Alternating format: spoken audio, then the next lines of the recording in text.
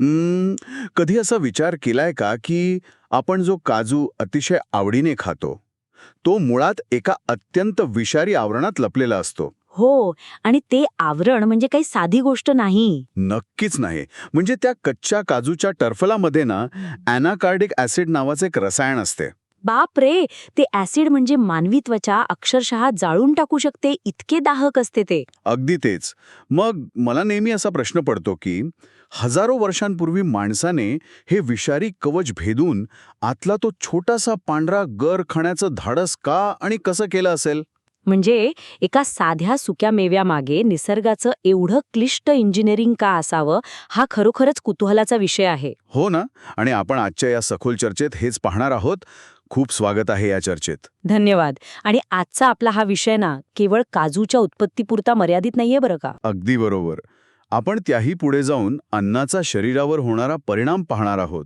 आणि विशेषतः रत्नागिरीचे सुप्रसिद्ध आयुर्वेद तज्ज्ञ डॉक्टर बाबासाहेब रेणुशे यांच्या नोट्समधून समोर आलेले नाडी परीक्षा आणि वैयक्तिकृत आयुर्वेदिक आहार म्हणजेच पर्सोनलाइज्ड डाएट यांसारखे सखोल पैलू आपण उलगडणार आहोत. हो, कारण आधुनिक विज्ञानात आपण अन्नाकडे फक्त काही घटकांचा समूह म्हणून बघतो. बरोबर. ठीक आहे, आपण हे थोडे उलगडून पाहूया. मला काजूची तुलना ना एका स्मार्टफोनशी करावीशी वाटते. अच्छा, स्मार्टफोनशी ते कसं? म्हणजे बघा, सगळेजण तो वापरतात, पण त्याच्या आतली जे क्लिष्ट इंजिनिअरिंग आहे ना ते कोणालाच माहीत नसते. तसंच काजूचं आहे. तो खरोखरच सुपरफूड आहे की चुकीच्या पद्धतीने खाल्ल्यास एखादा छुपा धोका? खूपच छान उपमा दिलीत तुम्ही. काजूची ही सुरुवात खरोखरच अचंबित करणारी आहे. आपण काजूकडे एका चविष्ट स्नॅकच्या पलीकडे क्वचितच बघतो नाही का. हो, म्हणजे आपण फक्त तो खातो आणि विसरून जातो. पण त्या एका पाण्याला शुभ्र काजूगरामागे निसर्गाचा एक मोठा संघर्ष असतो. आणि आजच्या या सखोल विश्लेषणामध्ये ना आपण वनस्पतीशास्त्रापासून ते थेट मानवी शरीराच्या वैयक्तिक प्रकृतीपर्यंतचा प्रवास करणार आहोत. म्हणूनच मला वाटतं आपण सुरुवात त्या विषारी कवचापासूनच करूया. मगाशी मी म्हटल्याप्रमाणे कच्च्या काजूवर एक विषारी तटबंदी असते. हो, एक प्रकारचा भक्कम संरक्षणच असतं ते. पूर्वी मला वाटायचं की निसर्गाने एवढे कडक आणि विषारी आवरण दिले आहे, याचा अर्थ आतमध्ये माणसासाठी नक्कीच काहीतरी अमूल्य खजिना लपवलेला असणार. म्हणजे एखाद्या अभेद्य किल्ल्यांसारखं हे स्वरूप आहे.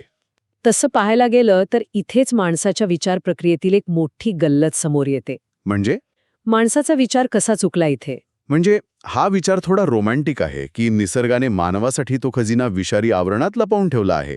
पण उत्क्रांतीच्या दृष्टिकोनातून पाहिलं ना तर निसर्गाने ते विष माणसाला आकर्षित करण्यासाठी नाही बनवले. अच्छा, मग कशासाठी? ते प्राणी किंवा कीटकांनी तो गर खाऊन फस्त करू नये म्हणून एक डिफेन्स मेकॅनिझम किंवा संरक्षण प्रणाली म्हणून तयार केलं आहे. अरे अच्छा, म्हणजे झाडाला स्वतःच्या बियांचं रक्षण करायचे असते तर. अगदी बरोबर. त्यामुळेच कच्चा काजू झाडावरून काढून थेट खाणं अशक्य असतं. त्यावर प्रक्रियेच्या अनेक टप्प्यांमधून जावं लागतं. म्हणजे तो भाजणे, फोडणे हे सगळं. हो, या प्रक्रियेत अत्यंत कडक टरफल भाजून किंवा उकडून फोडले जाते, ज्यातून तो उग्र डिंक किंवा तेल बाहेर काढले जाते. आणि माझ्या वाचनात आलं होतं की या प्रक्रियेमध्ये जे कामगार काम करतात ना त्यांना या तेलामुळे खूप त्रास होतो. त्वचा सोलवटून निघते. होय, ते अत्यंत दाहक असतं.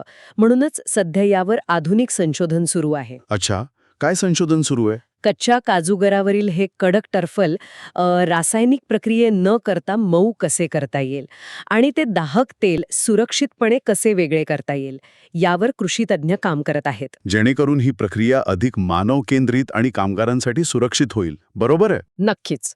पण हे सगळं होत असताना जेव्हा आपण बाजारात काजू खरेदी करायला जातो तेव्हा आणखी एक गोंधळ उडतो. कोणता गोंधळ? भारतीय काजू आणि आफ्रिकन काजू यांच्यातील फरक. हो, अगदी तेच.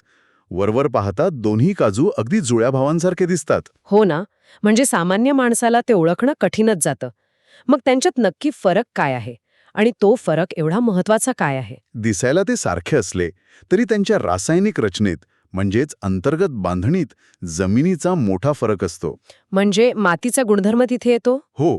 डॉक्टर रेणुशे यांच्या नोट्समधील आणि इतर कृषी संशोधनानुसार भारतीय काजूमध्ये फायटोकेमिकल्स अतिशय मुबलक प्रमाणात असतात. एक मिनिट, हे फायटोकेमिकल्स म्हणजे नक्की काय? म्हणजे वनस्पतींनी स्वतःच्या संरक्षणासाठी तयार केलेली नैसर्गिक रसायने. अच्छा. जेव्हा काजूवर प्रक्रिया केली जाते आणि तो भाजला जातो ना, तेव्हा हे फायटोकेमिकल्स उष्णतेशी संयोग पावतात आणि यामुळेच भारतीय काजूला एक विशिष्ट प्रकारचा गोडवा, सुगंध आणि अधिक खुसखुशीतपणा मिळतो, जो आफ्रिकन काजूमध्ये तुलनेने कमी असतो असं तुम्हाला म्हणायचंय. अगदी बरोबर.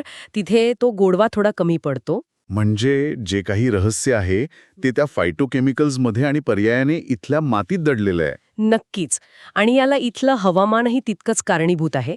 काजूच्या झाडाला एक अतिशय विशिष्ट, उष्ण आणि दमट हवामान लागतं. हो, त्याला थंडी अजिबात चालत नाही असं ऐकून आहे मी. होय.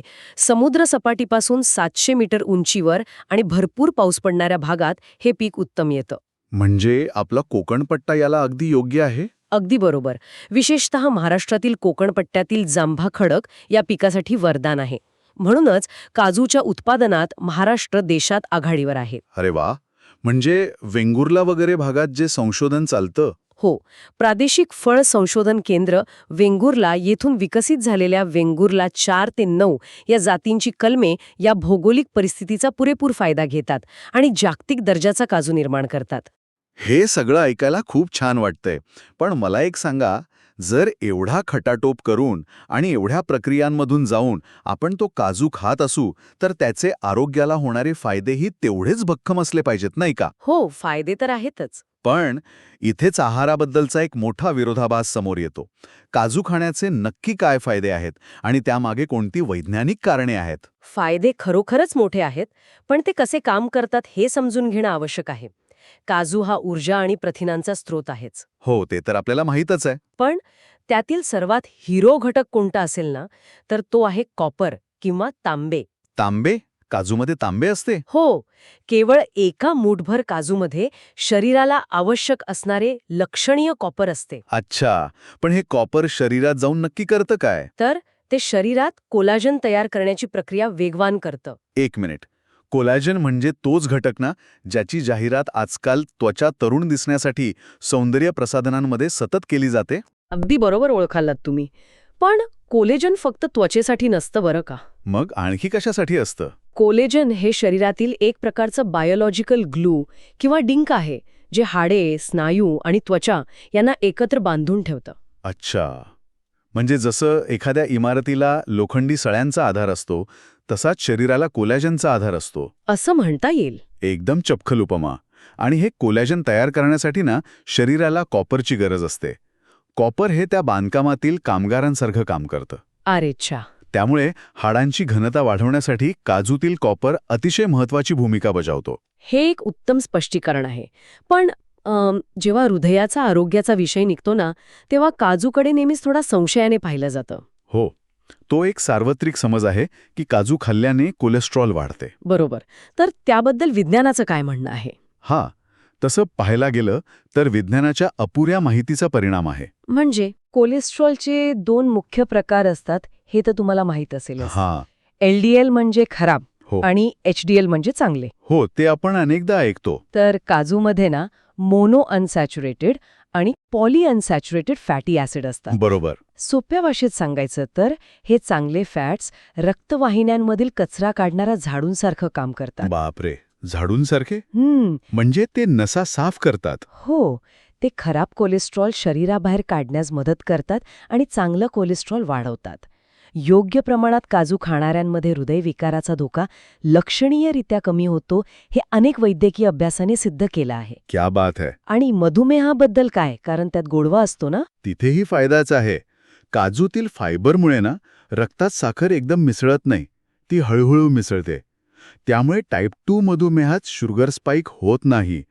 फॅटी लिव्हरसाठीही हे फायदेशीर आहे. हे तर सगळंच खूप सकारात्मक वाटतंय, पण इथेच एक मोठी गोम असली पाहिजे असं मला वाटते. ती कशी काय? कारण जर काजू इतका सर्वगुण संपन्न आहे तर कोणीही तो वाटेल तेवढा म्हणजे दिवसभर खाऊ शकतो. पण प्रत्यक्षात तसं होत नाही ना. अगदी अचूक मुद्दा पकडलात तुम्ही. इथे एक अतिशय रंजक गोष्ट अशी आहे की आधुनिक पोषणाचे गणित इथे थोडे गुंतागुंतीचे होते आणि आयुर्वेदाचा प्रवेश होतो. म्हणजे आयुर्वेद याकडे वेगळ्या दृष्टिकोनातून बघतं. हो ना. कोणताही पदार्थ कितीही पौष्टिक असला तरी त्याची एक अंगभूत प्रवृत्ती असते. आयुर्वेदाच्या भाषेत त्याला तासीर म्हणतात. अच्छा, तासीर. म्हणजे पदार्थाचा मूळ स्वभाव. बरोबर. काजूची तासीर अतिशय उष्ण असते, शिवाय त्यात नैसर्गिक सोडियमचे प्रमाणही असते. मग जास्त काजू खाल्ले तर काय होतं? जेव्हा मर्यादेपेक्षा जास्त काजू खाल्ले जातात ना, हां. तेव्हा शरीरातील उष्णता वाढते आणि रक्तदाब म्हणजेच ब्लड प्रेशर वाढण्याची शक्यता निर्माण होते. बापरे. आणि हो, प्रमाणाबाहेर खाल्ल्यास पचनसंस्थेवर ताण येऊन पोटही खराब होऊ शकतं. दिवसाला फक्त 5 ते 10 काजू खावेत असा नियम आहे. म्हणजे अमृतासारखे फायदे देणारा पदार्थ प्रमाणाबाहेर किंवा चुकीच्या व्यक्तीने खाल्ल्यास विषासारखं काम करू शकतो. तर अगदी खरंय. म्हणूनच गर्भवती महिला, स्तनपान करणाऱ्या माता आणि ज्यांचा रक्तदाब अनियंत्रित आहे ना, अशा व्यक्तींनी यावर नियंत्रण ठेवणं खूप गरजेचं असतं. तसंच मधुमेही रुग्णांनीही जास्त प्रमाणात काजू खाणे टाळावे. इथेच मला वाटतं या चर्चेचा सर्वात मोठा टर्निंग पॉइंट येतो. तो कसा? कारण बघा, आधुनिक विज्ञान सांगते की काजूमध्ये कॉपर आहे, चांगले फॅट्स आहेत, म्हणून तो खा. पण दुसरीकडे तो काही जणांचा रक्तदाब वाढवू शकतो. बरोबर. म्हणजे एकच नियम सर्वांना लागू, वन साइज फिट्स ऑल असं अन्नाच्या बाबतीत चालत नाही. आधुनिक वैद्यशास्त्र अनेकदा एखाद्या घटकाकडे एकाकीपणे बघते. हो, जसं की फक्त कॉपर किंवा फक्त प्रोटीन बघणं. बरोबर. पण तो घटक जेव्हा एखाद्या संपूर्ण मानवी शरीरात जातो तेव्हा तो कसा वागेल हे कोण ठरवणार? म्हणजे एखादा पदार्थ आपल्या विशिष्ट शरीरासाठी योग्य आहे की नाही हे कसं ओळखायचंय? आणि बरोबर याच प्रश्नातून आपण त्या प्राचीन आणि सखोल विज्ञानाकडे वळतो, ज्याचं उत्तम विश्लेषण डॉक्टर बाबासाहेब रेणुशे यांच्या नोट्समधनं मिळतं. डॉक्टर रेणुशे, जे रत्नागिरीचे सुप्रसिद्ध आयुर्वेद तज्ज्ञ आहेत. बरोबर. होय, डॉक्टर रेणुशे हे रत्नागिरीत प्रदीर्घ काळ कार्यरत असलेले आयुर्वेद तज्ज्ञ आहेत.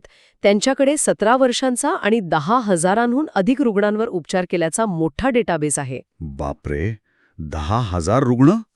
हा तर खूपच मोठा अनुभव आहे. हो ना. आणि या डेटाबेसमधनं एक गोष्ट स्पष्ट होते की अन्नाच्या बाबतीत प्रत्येकाची गरज वेगळी असते आणि कोणती गोष्ट कोणाला चालेल हे ओळखण्याचं आयुर्वेदातील सर्वात अचूक साधन कोणतं असेल तर ती आहे नाडी परीक्षा. इथे मला थोडासा संशय व्यक्त करावासा वाटतोय. संशय का बरं? कारण आधुनिक विज्ञानात शरीराच्या आत काय चालले आहे हे पाहण्यासाठी सीटी स्कॅन असतं, MRI मशीन असते, रक्त तपासण्या असतात. आणि दुसरीकडे नाडी परीक्षा, ज्यात केवळ मनगटावर 3 बोटे ठेवून शरीराची अवस्था सांगितली जाते. हो, हे ऐकायला खूप साधं वाटतं. डॉक्टर रेणुशे यांच्याबद्दल तर असं नमूद केलं आहे की ते केवळ नाडी पाहून 80 प्रकारच्या वातविकारांचं निदान करू शकतात. एखाद्या माणसाच्या नुसत्या स्पर्शाने एवढी सखोल माहिती कशी मिळू शकते, यामागे नक्की काय मेकॅनिझम आहे? हा संशय अतिशय नैसर्गिक आहे. पण नाडी परीक्षा ही कोणतीही जादू नाहीये बरं का. ते एक बायोमेकॅनिकल आणि तरल विज्ञान आहे. बायोमेकॅनिकल? ते कसं? बघा, शरीरात वात, पित्त आणि कफ हे 3 मुख्य दोष असतात, हे तर तुम्हाला माहीत असेल. हो, आयुर्वेदाचा तो पायाच आहे असं म्हणतात. पण हे दोष नक्की काय असतात? सोप्या भाषेत सांगायचं तर वात म्हणजे शरीरातील हालचाल किंवा वाऱ्याचा प्रवाह, ज्याला आपण नर्वस सिस्टम म्हणू शकतो. अच्छा, म्हणजे शरीरातील सर्व हालचाली वात नियंत्रित करतो. बरोबर. पित्त म्हणजे शरीरातील उष्णता किंवा चयापचय, म्हणजेच डायजेशन अँड मेटाबॉलिझम. आणि तिसरा कफ.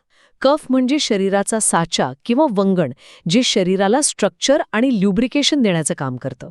ठीक आहे, हे समजलं. पण नाडी परीक्षेशी याचा काय संबंध? जर आपण याला व्यापक दृष्टिकोनातून पाहिलं तर आधुनिक वैद्यशास्त्र आत्ता कुठे यंत्रांच्या सहाय्याने शरीराचा अभ्यास करत आहे. पण जेव्हा मनगटावरील रेडियल आर्टरीवर तज्ज्ञ वैद्य 3 बोटे ठेवतात ना, तेव्हा त्यांना केवळ हृदयाचे ठोके ऐकू येत नाहीत. मग आणखी काय जाणवतं त्यांना तिथे? तर त्या रक्तप्रवाहाच्या लहरींमधील सूक्ष्म फरक समजतो. लहरींमधील फरक म्हणजे नक्की काय? म्हणजे रक्तप्रवाहाची गती आणि दाब. आयुर्वेदात या गतीला प्राण्यांच्या हालचालींची अतिशय सुंदर उपमा दिली आहे. प्राण्यांच्या हालचालींची? हां, हे जरा रंजक वाटतंय. म्हणजे कसं? बघा, तर्जनीखाली म्हणजे पहिल्या बोटाखाली जर वात वाढलेला असेल ना, तर नाडीची हालचाल एखाद्या सापासारखी वळवळणारी असते. सापासारखी? म्हणजे ती अशी वेडीवाकडी चालते? होय, आणि मधल्या बोटाखाली जर पित्त वाढलेलं असेल तर ती हालचाल बेडकासारखी उड्या मारणारी असते. म्हणजे ती स्पंदने थोडी जड आणि उडी मारल्यासारखी जाणवतात तर. अनामिकेखाली रिंग फिंगर खाली जर कफ वाढला असेल तर नाडीची गती एखाद्या हंसासारखी संथ आणि डौलदार असते. अरे वा, हे तर खूपच सुंदर आणि निसर्गाशी जोडलेली संकल्पना आहे. हो ना, एक निष्णात वैद्य या सूक्ष्म स्पंदनांमधील बदल टिपतो आणि त्यावरून शरीरातील कोणत्या अवयवात कोणत्या दोषाचे संतुलन बिघडले आहे हे अचूक ओळखतो. हे खरोखरच थक्क करणारं आहे. म्हणजे मला असं वाटतं ती नाडी परीक्षा हे एखाद्या बायोलॉजिकल बारकोड रीडर सारखेच आहे. बायोलॉजिकल बारकोड रीडर हे मला थोडं समजावून सांगा. म्हणजे बघा, जसे सुपरमार्केटमध्ये एखाद्या प्रॉडक्टचा बारकोड स्कॅन केल्यावर त्याची आतली सर्व माहिती स्क्रीनवर येते ना, हो, अगदी बरोबर. तसंच नाडीवर बोटे ठेवल्याबरोबर नुसत्या स्पर्शाने शरीरातील रासायनिक समतोल, बिघाड आणि प्रकृती डॉक्टरांच्या किंवा तज्ज्ञ वैद्यांच्या मनात स्पष्टपणे झळकते. तो एक प्रकारचा शरीराचा डॅशबोर्डच आहे. अत्यंत चपखल उपमा दिलीत तुम्ही. आणि हा बायोलॉजिकल बारकोड वाचणे ही केवळ पहिली पायरी असते बरं का. म्हणजे यापुढेही काही असतं. हो, जेव्हा डॉक्टर रेणुशे यांच्यासारख्या तज्ज्ञांना नाडीवरून शरीराची मूळ स्थिती समजते तेव्हा पुढची पायरी असते त्यावर उपाययोजना करणे. अच्छा, म्हणजे मग औषधं दिली जातात? फक्त औषधं नाही, इथूनच वैयक्तिकृत आयुर्वेदिक आहाराचा म्हणजेच पर्सनलाइज्ड डाएटचा पाया रचला जातो. निदान झाल्यानंतर ते केवळ एखादं औषध देऊन रुग्णाला पाठवत नाहीत. मग काय करतात ते? आजार मुळापासनं बरा करण्यासाठी ते प्रत्येक रुग्णाच्या नाडीनुसार, प्रकृतीनुसार आणि चालू असलेल्या ऋतूनुसार एक स्वतंत्र डाएट चार्ट किंवा आहारविहार नियोजन बनवून देतात. इथेच खरी रंजक गोष्ट समोर येते.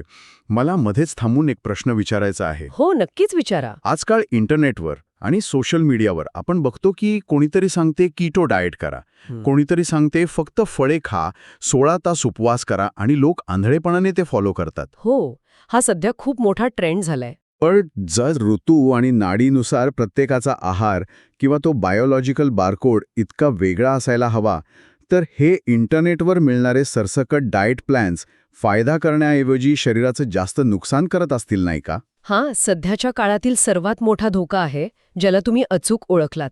इंटरनेटवरील माहिती ही एका मशीनसारखी असते. तिथे वात प्रकृतीच्या व्यक्तीने जर जास्त उपवास केला तर त्याचे प्रचंड नुकसान होऊ शकतं. हे कोण सांगणार? बरोबर, कारण तिथे तुमची नाडी तपासणारं कोणीच नसतं. अगदी तेच. डॉक्टर रेणुशांच्या पद्धतीमध्ये आहाराचे नियोजन हे केवळ आजारावर अवलंबून नसते. ते रुग्णाची प्रकृती आणि सध्या चालू असलेला ऋतू यावर आधारित असते. म्हणजे उन्हाळा आणि हिवाळ्यासाठी वेगवेगळा आहार. होय, उन्हाळ्यात पित्त प्रकृतीच्या व्यक्तीचा आहार आणि हिवाळ्यात कफ प्रकृतीच्या व्यक्तीचा आहार पूर्णपणे वेगळा असावा लागतो. बापरे, म्हणजे हे इतकं सखोल आहे. हो, या सूक्ष्मातिसूक्ष्म गोष्टींचा विचार करून कोणत्या तपासण्या कराव्यात, कोणती पथ्य पाळावीत, काय खावे आणि काय अजिबात खाऊ नये याचे अतिशय सखोल मार्गदर्शन त्यांच्याद्वारे केले जाते. आणि या पद्धतीचे यश खरोखरच सिद्ध झाले आहे का? कारण केवळ जुने ज्ञान आहे म्हणून ते आजच्या काळात जसेच्या तसे लागू होईलच असे नाही. आजकाल पुराव्यांवर जास्त भर दिला जातो. नक्कीच, आणि तो दिलाच पाहिजे. हे ज्ञान केवळ जुन्या ग्रंथांपुरते मर्यादित राहिलेलं नाहीये.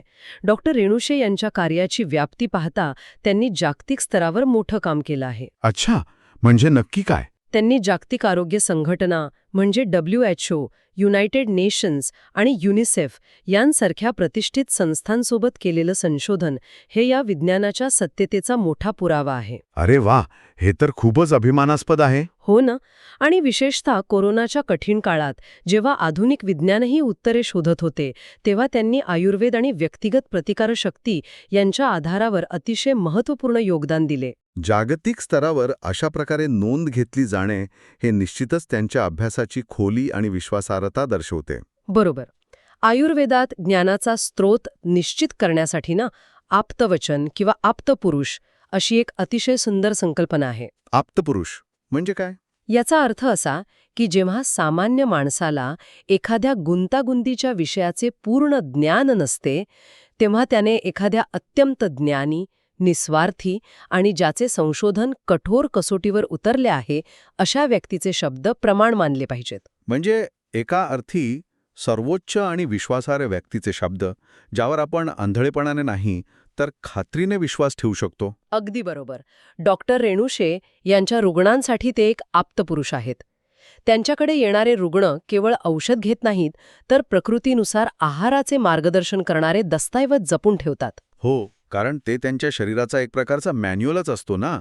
होय, वातव्याधी, पचनाच्या समस्या, मूत्रपिंडातील खडे किंवा मूळव्याध अशा अनेक विकारांवर नाडी परीक्षा आणि आहार नियोजनाच्या माध्यमातून मुळापासून काम केले जाते. एकंदरीत आजची ही सखोल चर्चा अनेक गैरसमज दूर करणारी आणि खरंच डोळे उघडणारी होती. आपण अगदी काजूच्या विषारी आवरणापासून सुरुवात केली. हो, आणि तिथून आपण किती लांबचा प्रवास केला. खराच, भारतीय काजूमधील विशिष्ट फायटोकेमिकल्समुळे त्याची चव कशी बदलते आणि कॉपरमुळे शरीरातील कोलॅजन कसे तयार होते याचं विज्ञान आपण पाहिले. आणि त्याबरोबरच आपण काजूचे शरीरावरील परस्पर विरोधी परिणामही पाहिले. हो, कसे तो हाडांसाठी उत्कृष्ट आहे, पण उष्ण तासीरमुळे काही जणांसाठी, विशेषतः ब्लड प्रेशरच्या रुग्णांसाठी तो धोकादायकही ठरू शकतो. आणि तिथून पुढे हे परस्पर विरोधी परिणाम कसे हाताळायचे यासाठी आपण डॉक्टर रेणुशे यांच्या नोट्सच्या आधारे नाडी परीक्षा समजून घेतली. बरोबर, तो आपला बायोलॉजिकल बारकोड रीडर. आणि प्रकृतीनुसार आहाराचे नियोजन किती महत्वाचे असते याचा रंजक प्रवास आपण अनुभवला. या संपूर्ण चर्चेचा मुख्य गाभा हाच आहे की आधुनिक विज्ञानाने आहारातील घटक शोधून काढले आहेत, पण आयुर्वेद त्या घटकांना शरीराच्या वैयक्तिक प्रकृतीनुसार कसे वापरायचे हे शिकवते. नक्कीच. कोणत्याही अन्नपदार्थाच्या किंवा इंटरनेटवरील डाएट ट्रेंडच्या मागे आंधळेपणाने धावू नये. प्रत्येक मानवी शरीर हे एक स्वतंत्र आणि अतिशय गुंतागुंतीचं विश्व आहे. ते समजून घेण्यासाठी नाडी परीक्षेसारख्या सखोल पद्धतींचा वापर आणि तज्ज्ञांचा सल्ला हाच उत्तम आरोग्याचा सर्वात सुरक्षित मार्ग आहे. अगदी 100% खरे हे. या सखोल चर्चेच्या शेवटी एक विचार नक्की करण्यासारखा आहे. जर काजूसारखा एक साधा, नैसर्गिक आणि अतिशय पौष्टिक मानला जाणारा सुका मेवा एखाद्या व्यक्तीसाठी हृदयाचे रक्षण करणारा आणि दुसऱ्यासाठी ब्लड प्रेशर वाढवणारा ठरू शकतो, हो, आणि हे आपण आज सविस्तर पाहिलंच आहे. तर मग तुमच्या स्वयंपाकघरातील असे कोणते तथाकथित हेल्दी पदार्थ असतील जे कदाचित तुमच्या शरीराच्या मूळ प्रकृतीशी गुपचूप संघर्ष करत असतील? अन्नाच्या ट्रेंड्सच्या मागे धावण्यापेक्षा स्वतःच्या शरीराला ओळखायला शिकणं ही काळाची गरज आहे. आजच्या या सखोल विश्लेषणाला आपण इथेच पूर्णविराम देऊया.